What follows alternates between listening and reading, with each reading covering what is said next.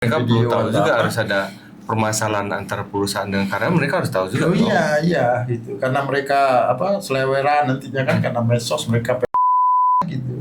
Oh, di tempat dia beliau bekerja. Iya. Udah berhasil juga nggak bikin PUK gitu, nggak bikin Iya. serikat gitu. Nah, itulah yang paling apa ya. Oh. Tapi PT-nya nggak boleh disebutin. Oke. Gitu ya. Gitu ya. Itu jangan sampai melepaskan konsepnya SPMI tadi ya. Rekrut, didik, gerakkan.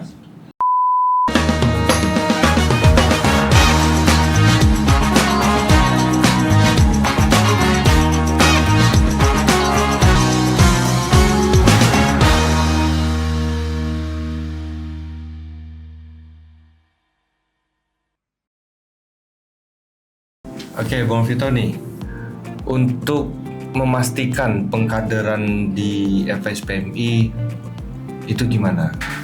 Biar pergerakan yang awal mula sudah Bung Afitoni rintis sekian banyak gejolak yang ditemui, terus konsep yang sudah diperbaiki dan diberikan ke anggota. Nah, untuk kader-kader di belakang nih, biar bisa aku tetap nih di garis FSPMI, gimana idealnya? Ya kuncinya tadi itu ya, pendidikan dan rapat-rapat kerja ya, mengevaluasi bagaimana perkembangan kaderisasi termasuk ya, itu dari situ kita bisa melihatnya ya, agar generasi kita ini berjalan dengan bagus ya. Dan saya rasa di Batam itu kalau dibandingkan SPMI lain ya, regenerasi paling cepat itu Batam. Oke. Kenapa saya bilang gitu? ADRT-nya saja mengatur boleh 2 periode, tapi tidak ada satu pimpinan pun yang mau 2 periode. Kalaupun mau dia akan ke atasnya lagi, bertarung di atasnya. Yang berawal dari Tapi saya PUK buktikan, naik ke iya, PC. Nggak ada di PC itu yang pernah 2 periode berturut-turut, nggak ada. Ketua PCJ. Ketua PC KC juga nggak pernah itu ada 2 periode. Walaupun nanti dari kawan-kawan di belakang ya ada permintaan kayak gitu. Iya, walaupun ada permintaan. Saya KC kemarin diminta-minta juga saya nggak mau. Kalau mau saya ke atas. Oke. Ya, ke DPW atau ke pusatnya. Iya. Begitu juga DPW. Nggak ada yang 2 periode. Gitu. Karena apa? Itulah keberhasilan kita menyediakan kaderisasi. Jadi kita siap digantikan. Seperti slogan itu pemimpin itu ada masanya. Ya. Masa ada pemimpinnya. Nah, itu. Nah, ini bedanya SPMI di sini nih. Kalau yang lain-lain kan kadang kan dari dia ke dia lagi kan gitu ya. Udah capek dianya kasih anaknya gitu. Kalau kita enggak, di SPMI enggak. Makanya enggak ada yang 2 periode enggak ada. Kalau ya naik ke atasnya. Jadi keberhasilan dari organizing itu berarti pengkaderan ya? Iya, pengkaderan di Pengkaderan organisasi itu juga jalan ya. Pengkaderan yang berjalan secara struktur, mulai dari benar. dari DPW, KC, PC, Benar. PUK. Nah, menurut Bung Fitoni kan itu strategi ya. Strategi kan banyak nih. Iya. Pastinya ada miss and error. Nah, itu yang perlu diperbaiki ke depan selama Bung Fitoni menjalani organizing yang sangat krusial untuk perekrutan tadi, pengkaderan, terus pendidikan. Itu kira-kira Yang paling berat itu kuncinya satu aja dia. Karena SPMI itu adalah serikat gerakan ya. gerakan. Oke. Serikat gerakan. Jadi kalau gerakannya berhenti udahlah selesai itu. Nah, itu aja kuncinya. Itu harus diperbaiki. Itu kuncinya di situ aja. Gerakan dalam artian gini ya. Ya jalan, pendidikannya jalan, Oh, rekrutnya jalan. oke. Jadi bukan direkrut doang, perjuangannya juga jalan gitu. Oh, berarti program-program mulai dari PUK, program Iya, pendidikan, bener. programnya Nah, organisasi. PC-nya juga ada. Makanya di Iya. PUK ada program pendidikan, di PC juga ada, di pusatnya juga ada Oh. gitu. Jadi semua tingkatan itu ada ada program pendidikan. Perjuangannya juga sama, federasi juga ikut perjuangan upah, perjuangan perlindungan lainnya juga dia ikut gitu ya. Jadi kalau apa tantangan ditanya organisasi SPI ke depan yang paling berat itu biar tidak maju, ya satu aja, karena ini organisasi gerakan, gerakannya jangan mati, itu aja. Kalau gerakannya diam saja, perjuangan tidak ada, pendidikan tidak ada, ya rekrutmen tidak ada, ya berarti mati SPI. Berarti intinya tuh kan di agenda ya, agenda mulai kan kita ada lima bidang ya, pendidikan, organisasi, 6 bidang. 6 bidang. Pendidikan, organisasi, PKB, industrial ya, terus pembelaan ya. Pembelaan dulu, habis itu PKB, HI dan K3, media, informasi komunikasi, sosial ekonomi, perempuan dan pemberdayaan perempuan. Ada 6 bidang. Pastinya kan dari 5 ini kan berkesinambungan ya, saling korelasi ya. Benar. Kalau pasti. bidang pendidikan tidak jalan, otomatis media agak susah. Benar. Atau bidang 2 berjalan, 3 nggak jalan kan susah. Benar. Berarti kan itu kembalinya ke pimpinannya sendiri ya, untuk memotivasi bagaimana supaya bidangnya jalan. Nah, secara umumnya nih, Bu Fitoni, motivasi untuk buruh secara global Indonesia aja atau nanti ya Batam secara khusus untuk kedepannya, harapan Bu Alfitoni gimana? Saya berharap itu ya serikat pekerja itu seperti di luar negeri. Oke. Ya, yang mayoritas serikat pekerjanya itu berserikat. Berserikat, kalau di luar negeri itu berserikat, bukan 20% kayak gitu. Luar negeri berarti mereka memandang penting. Khusus negara-negara Skandinavia, negara-negara yang sejahtera ya, boleh dicek. Itu seluruh buruhnya, mayoritas buruhnya itu berserikat. Yang Prancis, Inggris, segala macam itu, Amerika sekalipun itu mayoritas berserikat.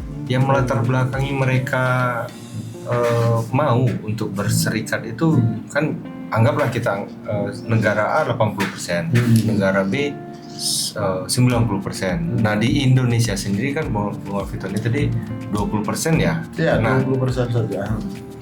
Alasan mereka tuh kira-kira mau itu kenapa itu mungkin? Apakah di sana memang betul-betul diberikan kebebasan sesuai undang-undang, dan di sini walaupun undang-undang memberikan kebebasan tapi masih ada intervensi atau intimidasi dari eksternalnya?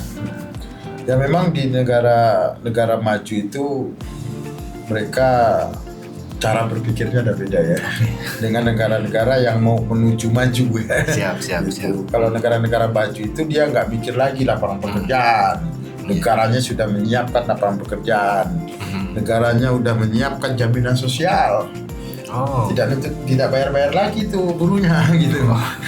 Sakit tinggal tunjukin KTP doang. Siap. Kalau di Indonesia kan karena menuju maju ya, masih banyak perbaikan. Jadi ya buruhnya masih nyiur kesehatannya kan gitu. Itu ya, pengusahanya juga ikut nyiur bantu buruhnya kan gitu. Jadi agak berbeda. Jadi di mereka itu sedikit lah ya maju daripada kita, karena memang kita bisa tahu revolusi industri itu kan duluan dari mereka gitu ya. Makanya negara-negara Eropa itu buruhnya lebih maju gitu daripada kita. Saya sempat pernah mendengar BPJS itu diawali dari FSPMI ya? Iya, benar. Itu dikala Pak SBY ya. Kala itu SBY. Presidennya itu dan Menko-nya itu Harta Rajasa. Ya, berarti itu kan SPMI melalui aliansi namanya KAJS ya. Komite Aksi Jaminan Sosial. Kita waktu itu SPMI dan serikat buruh lainnya itu secara nasional mendorong Presiden untuk perbaikan di jaminan sosial, karena memang kita itu masih sangat rendah jaminan sosialnya. Karena saya tadi mendengar kesehatan kita masih iuran. Padahal sebelumnya nggak bayar loh. Nah, itu karena perusahaan aja yang bayar. FSPMI ya secara khususnya mendorong BPJS ini ada, itu berarti kan karena apa itu tadi? Ya, perjuangan aktivis tadi, karena memang kan kita itu kan serikatnya ini kan beraliansi ya dengan luar negeri, makanya kita tahu bagaimana di luar negeri itu tentang jaminan sosialnya. Jadi dulu itu kita masih menggunakan Undang-Undang Jam Sostek ya, Undang-Undang nomor 393 ya, undang lama untuk jaminan sosial kita. Disitulah buruh-buruh mencoba ayo merubah ke BPJS. Karena buruh ini salah satunya ya, jaminan sosial contoh hari tua lah ya, itu kita terendah. Dari 160 negara itu kita kalau nggak salah nomor 130 jaminan sosialnya, jaminan hari tuanya. Kita itu di bawah sedikit Babon, negara Babon di Afrika Selatan, sebelahnya Afrika Selatan. Itu jaminan sosialnya, jaminan hari tuanya itu 6%. Kita 5,7%. Jadi masih tinggi negara Babon. Padahal negara Babon kita tahu lebih banyak monyetnya, penduduknya daripada orangnya. Kalau Indonesia kan nggak banyak penduduknya daripada monyetnya. Tapi jaminan sosial yang diberikan negaranya, aturannya, mereka 6%, kita 5,7. Gitu. Makanya waktu itu bergerak berubah menjadi 8-11. KAJS itu menuntut JAT 8% dari buruh, 11% dari pemerintah untuk JAT. Akhirnya dilaksanakan konsep, di lobby segala macam dan pakai aksi-aksi. Alhamdulillah akhirnya berhasil. Itu berhasil dirubahlah menjadi BPJS Tenaga Kerja. Untuk yang Jam Sostek berubah menjadi BPJS Tenaga Kerja yang sifatnya gotong royong. Berarti kan salah satu prestasi juga ya dari FSPMI sendiri. Apa keuntungannya? Kalau yang sebelumnya buruh itu kalau masih menggunakan yang lama ya, waktu itu Undang-Undang Jam Sostek, kita memang gratis nih buruh ya, yang bayar perusahaan kesehatan. Tapi begitu kita diberhentikan, PHK atau nganggur, udah cong langsung. Pemerintah nggak nanggung kita. Tapi kalau sekarang masih ya? Sekarang kita contoh bekerja nih, di PHK kita ini berhenti kita, negara tanggung, BPJS kan pindah. Karena kita nggak berpendapatan lagi, kita miskin kan dapat itu iuran BPJS. Nah, itu yang di pasal berapa yang itu? Kalau itu kan kita ada 3 iuran di BPJS itu. Satu ada iuran mandiri, ada penerima upah mandiri ini yang mampu ini. Kemudian penerima upah kayak kita di pabrik ini. Satu lagi adalah penerima bantuan iuran. Makanya buruh tadi begitu dia ter-PHK kan miskin tuh, nggak ada pendapatan. Maka dia bisa beralih kartunya ke penerima bantuan iuran yang dibiayai oleh APBN, bisa juga yang dibiayai oleh APBD daerah.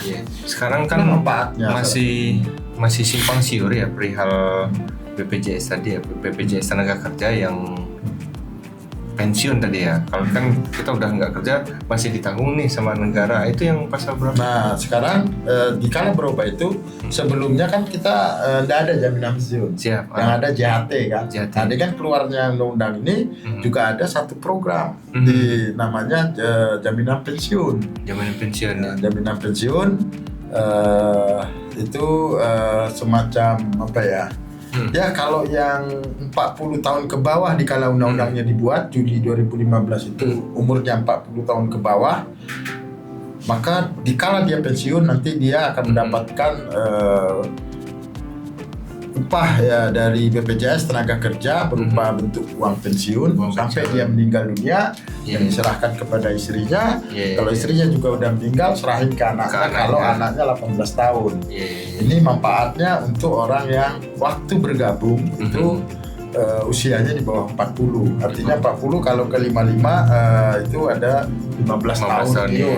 Itu. Tapi kalau yang 40 lebih kala itu dia bergabung menjadi anggota BPJS itu, maka dia akan menerima berapa tabungannya dikala dia pensiun nanti itu.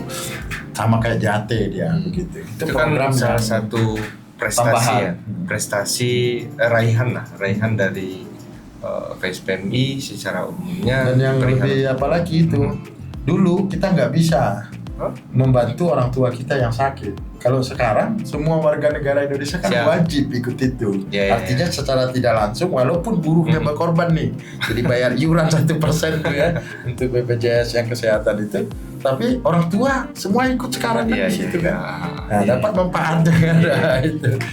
Ini ke kita perihal organizing kembali tadi ya. Pesan nih untuk dari Bung Alvito nih untuk kawan-kawan yang pekerja yang belum bergabung. Yang belum gabung ya berarti yang 80% itu ya, yang Iya, belum, iya. belum bergabung. Motivasi nih Bang dari Bung Alvito nih untuk kawan-kawan yang belum. Ya. Ya, pesan saya buat teman-teman buruh ya yang belum bergabung, ya saya menghimbau untuk carilah serikat pekerja. Siapapun itu mereknya, bergabunglah menjadi serikat pekerja. Kenapa? Karena hanya serikat pekerja lah yang dapat mewakili Anda dalam mewujudkan kesejahteraan, perlindungan, termasuk mengadvokasi permasalahan Anda. Mengadvokasi. Karena hanya serikat pekerja. Iya. Yang bisa lagi itu hanya advokat. Tidak mungkin kita Kalau mau advokat bayarnya mahal ya. Advokat. Iya, iya. Itu. Jadi pesan saya di situ, dan di serikat pekerja inilah kamu mendapatkan ilmu tentang ketenaga kerjaan yang kamu tidak dapatkan di sekolahmu kemarin itu. SD, SMP, Gitu. SMA. Akhirnya kita kuliah. kalau tahu ada, kita nggak bisa dijahatin, nggak bisa Iya. dijolimin. Oh, ini upah ya, saya kasih kamu, misalnya Batam 4.500.000. Nah, ini upah ya 3,5. Dia nggak bisa jolimin kita. Kenapa? Kita ngerti upah minimum Iya. terendah berapa, itu kita tahu. Kalau nggak bayar upah minimum gimana? Iya. Kita tahu. Iya. Itu menuntutnya gimana, cara melapornya gimana, itulah Iya. keuntungannya. Betul.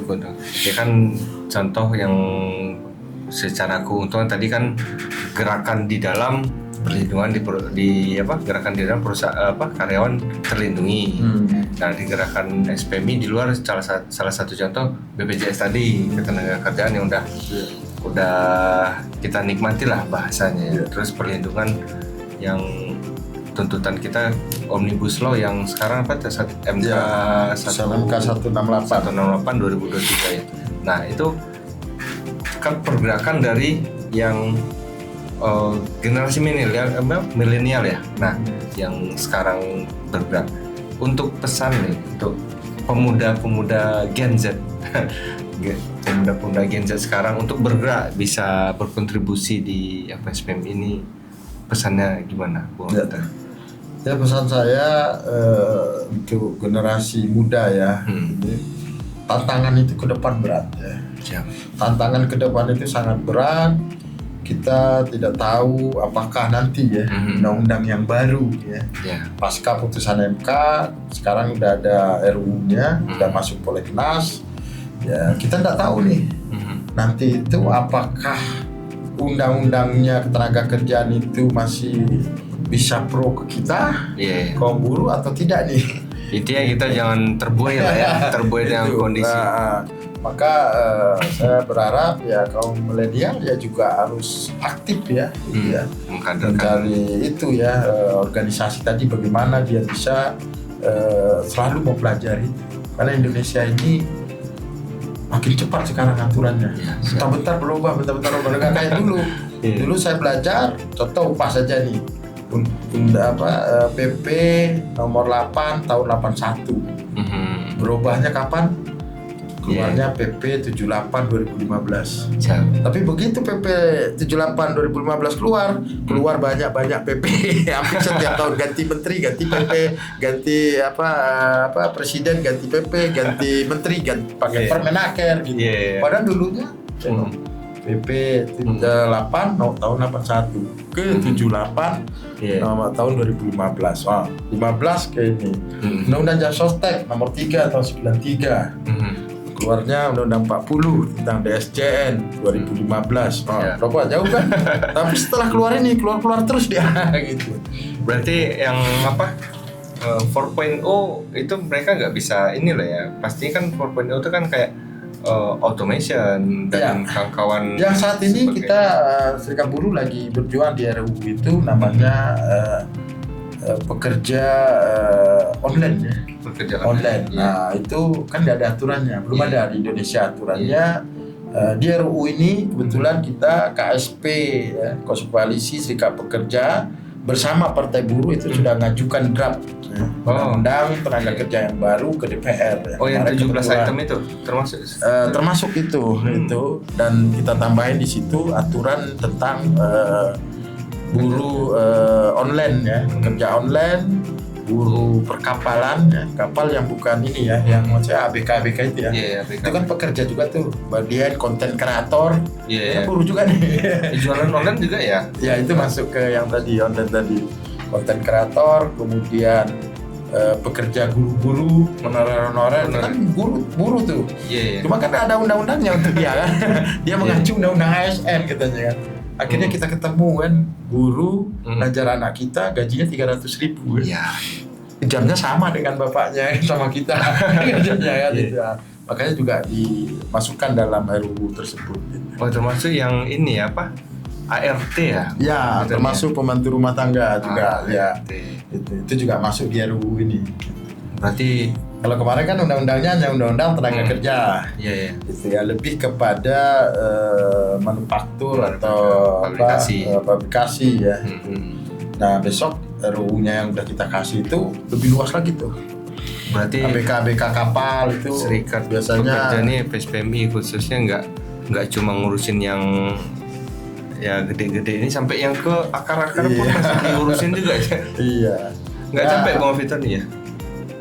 Ya kalau dibilang capek gimana mau bilang ya. Namanya aktivis, berarti kita harus siap terima risiko ya. Semua kan demi kita semua ya, kaum buruh ya. Bahkan demi keluarga saya juga kan, karena saya juga buruh, anak saya satu hari juga bisa jadi buruh kan. Iya, oke. Ini closing statement nih yang harapannya bisa menggugah lah secara umum dari pribadi Bung Alvito ini, sedikit aja. Ya, saya sampaikan, ayo kita berserikat. Tidak akan pernah berubah suatu kaum kalau bukan karena kaum itu sendiri. Intinya kalau kita kaum buruh pengen tahu apa hak kita, kita pengen mendapatkan pembelaan, kita pengen mendapatkan kesejahteraan, ya kita yang mulai bersama-sama melalui serikat pekerja atau serikat buruh. Oke, mungkin dah terlalu banyak nih pertanyaan saya dari Bung Alvito nih. Terima kasih banyak Bung Alvito nih untuk waktunya. Semoga hasil sharing kita di podcast Suara Buruh ini bisa menggugah lah buat kawan-kawan yang pekerja di luar, bisa mau untuk berserikat ke depannya. Mohon maaf Bung Alvito nih jika pertanyaan saya selama diskusi ada mengarah yang terlalu sensitif mungkin dan saya terlalu banyak pertanyaan ke Bung Alvito nih.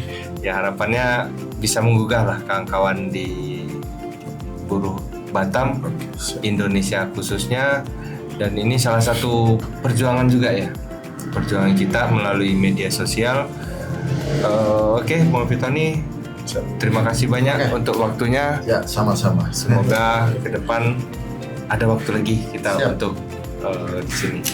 Oke, kawan-kawan, di balik setiap selebaran, setiap rapat kecil, setiap ajakan masuk serikat, ada semangat untuk tidak menyerah dan tidak berjalan sendirian.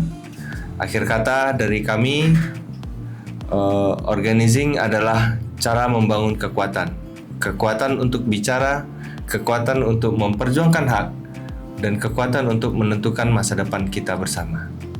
Hidup buruh. Hidup buruh.